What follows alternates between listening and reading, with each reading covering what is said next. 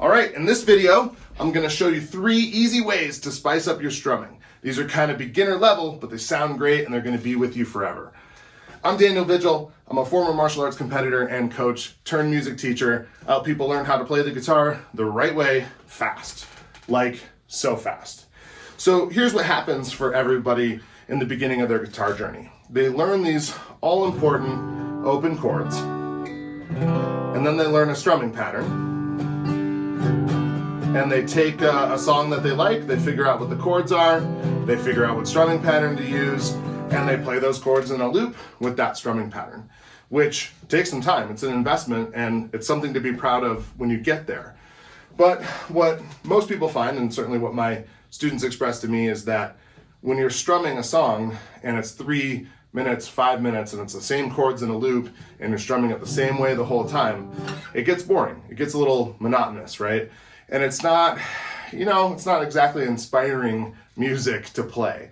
So eventually, you learn a whole bunch of stuff as an acoustic guitar player or a singer-songwriter to help make one guitar sound interesting and good. There's going to be things that you do, with your time or with muting in your right hand, and then, you're going to embellish your chords, and you're going to learn little licks and stuff like that you're mixing in that makes the guitar really interesting. So that stuff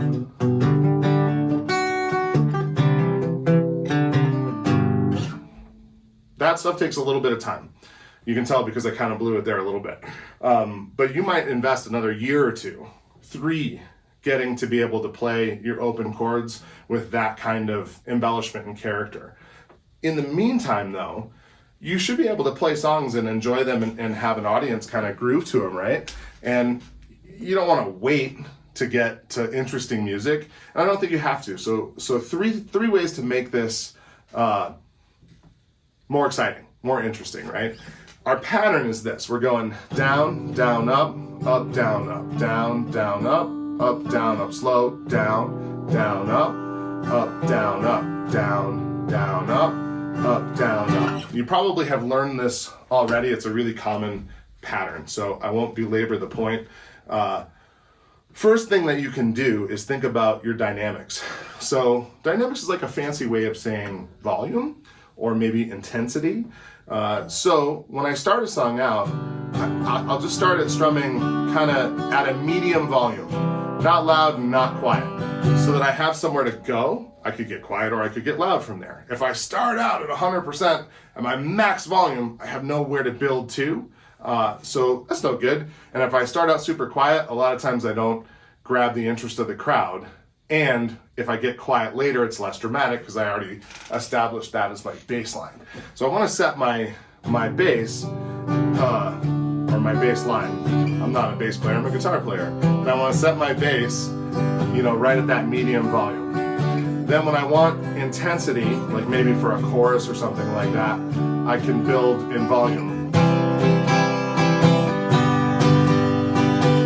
And when I want drama, I can get quiet.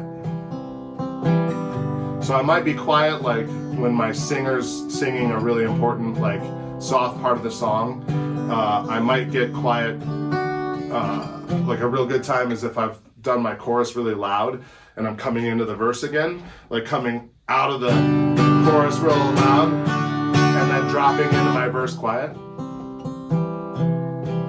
Creates a lot of interest and a lot of contrast. All art benefits from contrast. So dynamics doesn't take, this is 5 minutes of practice, 10 minutes of practice, and it makes a world of difference if you just do this. Second thing you can do kind of goes hand in hand with dynamics. You can take any strumming pattern and divide it into 3 parts. In the first part, you play your bass strings. In the second part, your treble strings. And in the third part, your middle strings. So what do I mean? In this pattern that we're exploring, I could play the down, the 1, on my bass strings, and then the down up, the 2 and on my treble, and then my up down up in the middle strings. So it sounds like this.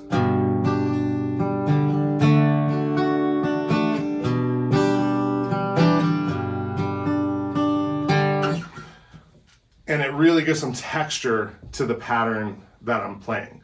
It does not matter how many strings I grab. You know, the bass strings, it could be 3, it could be 2, it could just be 1. Same for the treble, same for the middle.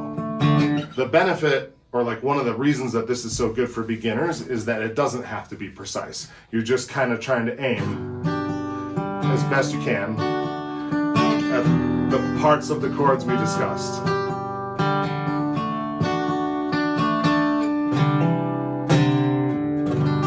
Okay, third thing that you can do is just throw in a little arpeggiation.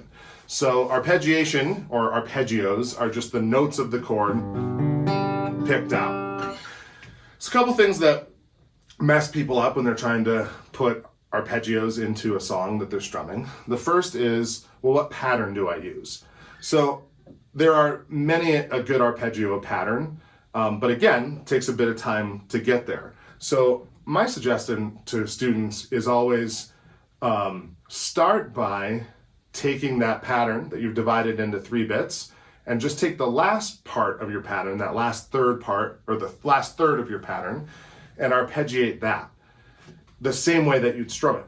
So it's gonna sound like this. You're gonna play your down, down, up, strumming, and then you're just gonna pick up, down, up, on any string. Down, down, up, down, up. Down, down, up, down, up. Down, down, up, down, up.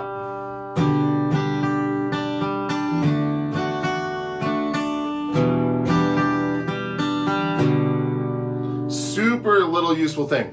That takes a tiny bit more practice than maybe the first 2 did, but it's definitely within your capability to use a move like that with just a little bit of practice. Then you can build on it, obviously, and do better and better arpeggiations, more interesting, and so forth. So the cool thing is you can combine all 3 of these like moves together, and it makes your playing a lot more interesting. So you're varying your dynamics, you're varying the strings that you're picking, and then you're adding in some soft little arpeggiations just to make it interesting. And all together, you'll have a massive improvement in how your strumming sounds. So I'll give you a little example. It's tough outside of the context of a song to sometimes like explain where I would use things, but I'll play a little for you.